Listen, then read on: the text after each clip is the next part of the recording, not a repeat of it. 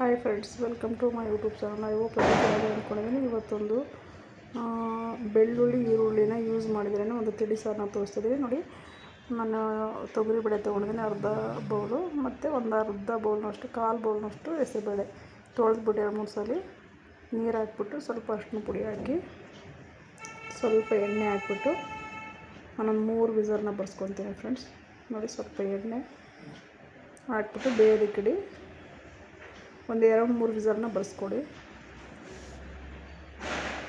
2 whistle smash ಆಗೋ ಥರ. ಮತ್ತು ನಾನು ಒಂದು ಕಡೆ ಒಂದು ಕುಕ್ಕರ್ನ ಇಟ್ಕೊಂಡಿದ್ದೀನಿ ದಪ್ಪ ತಗೊಳ್ಳಿ.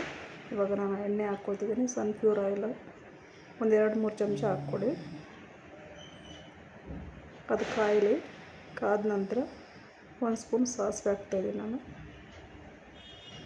ಅದು ಚಟಪಟ ಅಂದ ನಂತರ ಮತ್ತು 1 ಸ್ಪೂನಷ್ಟು ಜೀರಿಗೆ ಹಾಕ್ಕೊಳ್ತಾಯಿದ್ದೀನಿ.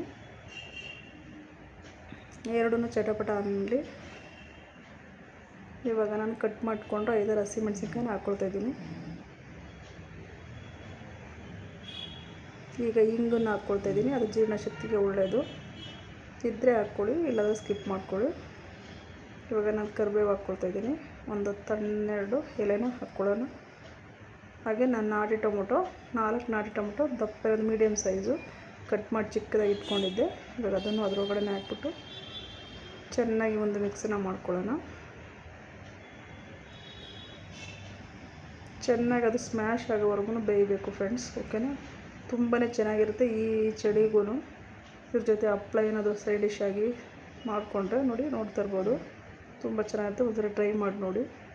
ಮತ್ತು ನಾನು ರುಚಿಗೆ ತಕ್ಕಷ್ಟು ಕಲ್ಲುಪ್ಪನ್ನ ಹಾಕ್ತೀನಿ, 1 ಸ್ಪೂನು. ಕಲ್ಲುಪ್ಪನ್ನ ಬೇಗ ಹಾಕೋದ್ರಿಂದ ಅದು ಬೇಗ ಸ್ಮ್ಯಾಶ್ ಆಗುತ್ತೆ. ಟೊಮೊಟೊ ಎಲ್ಲ ಬೇಗ ಸಾಫ್ಟ್ ಆಗುತ್ತೆ. ಚೆನ್ನಾಗಿ ಇವಾಗ ನೋಡ್ತಿರ್ಬೋದು ನೀವು, ಸ್ಮ್ಯಾಶ್ ಆಗ್ತಾಯಿದೆ. ಚೆನ್ನಾಗಿ ಮಿಕ್ಸನ್ನ ಮಾಡಿಬಿಟ್ಬಿಟ್ಟು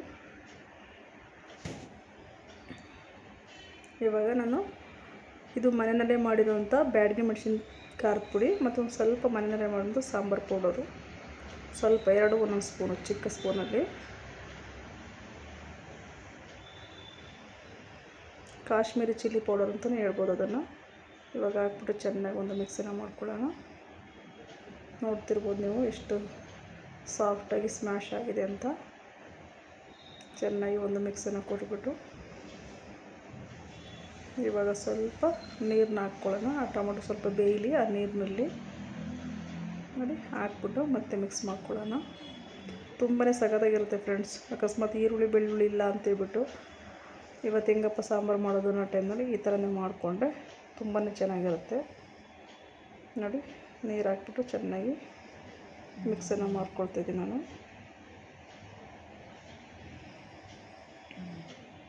ಇವಾಗ ನಾನು ಸ್ವಲ್ಪ ಕಾಯಿ ತುರಿನ ಹಾಕ್ಕೊಳ್ತಾಯಿದ್ದೀನಿ. ಮತ್ತು ಹಾಗೆ ಕೊತ್ತಂಬರಿ ಸೊಪ್ಪನ್ನು ಹಾಕ್ಕೊಂಡಿದ್ದೀನಿ ಸ್ವಲ್ಪ.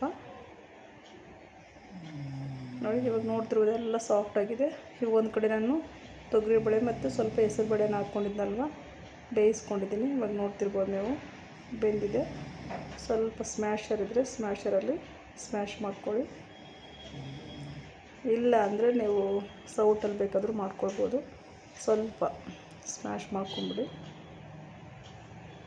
ಇವಾಗ ನೋಡಿ, ಇದು ಇವಾಗ ಕುದೀತಾ ಇದೆ ಅಲ್ವಾ, ಇದರಲ್ಲಿ ನಾವು ಆ ಬೇಳೆನ ಹಾಕ್ಕೊಳ್ಳೋಣ.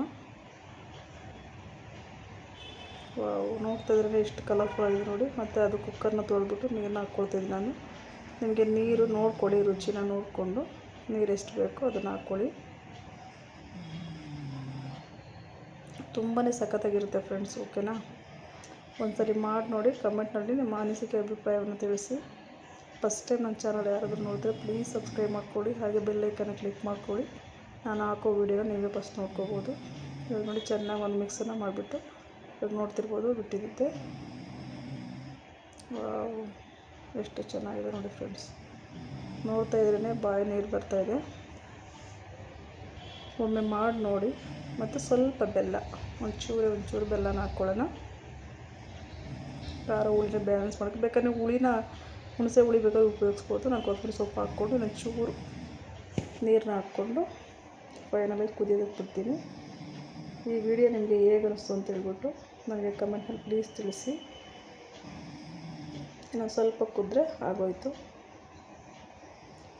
ಫಸ್ಟ್ ಟೈಮ್ ನೋಡಿದ್ರೆ ಪ್ಲೀಸ್ ಸಬ್ಸ್ಕ್ರೈಬ್ ಮಾಡ್ಕೊಳ್ಳಿ ನನ್ನ ಚಾನಲ್ನ. ಹಾಗೆ ವೀಡಿಯೋನ ನೋಡ್ತಾರೆ ಫೈನಲಾಗಿ ಆಗಿದೆ ನೋಡಿ. Thank you.